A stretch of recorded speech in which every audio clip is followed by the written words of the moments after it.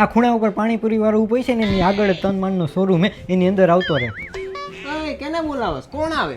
અરે મારા અંકલનો છોકરો ઘરે રોકાવા આવ્યો હોય તો એ કે કપડાં લેવા. મેં કહું અહીંયા જ આવી જાય ને, બીજે હું કામ ખોટું જાવું. અચ્છા એવું હે, તો તારી રીતે બતાવી દેજે. અરે બહુ મોટો ડાન્સર અત્યારે ફૂલ માલ છાપે. ઓલી મલાઈકા એને અત્યારે એવોર્ડ આપેલો. અહીંયા આવે ને તો એક કામ કરજો, થોડાક વધારે લઈ લેજો, પછી મારા ઉપાડમાંથી એડજસ્ટ કરી નાખજો તમે. ઠીક એવું હે, એક કામ કર, હું બધી વસ્તુના ભાવે ને ડબલ કહી દઈશ, પછી તું તારી રીતે ને થોડા ઘણા એને કાપી દેજે. વોટ્સએપ બ્રો, કેમ છે મારા ભાઈ તને?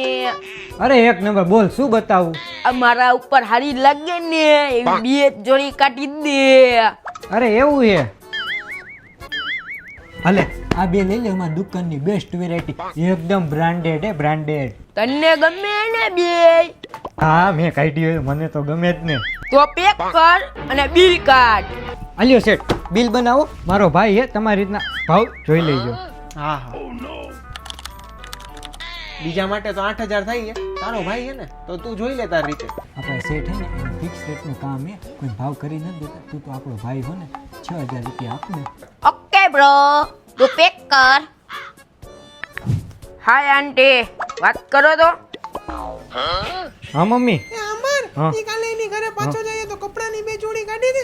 આના પૈસા કોણ દેશે તો? તું જ આપીશ, બીજું કોણ આપશે? તારા પગારમાંથી કપાઈ લેજે. Okay bro, thank you. બીજી વાર આવીશ ને ત્યારે પાછી બે જોડી કાઢી લેજે. હાલ બાય. દિયો, હા તો આ મહિને તારા હે ને 6,000 નીકળતા હતા, હવે માંગતો નહીં, ભૂલી જાજો. 6,000 તો એના લગાવ્યા હતા, માલ તો પણ 4,000 નો જ હતો. લાગી ગયા, ફિક્સ રેટનું કામ હે, હવે માંગતો નહીં કઈ. હાલ કામ કરવાનું તારું.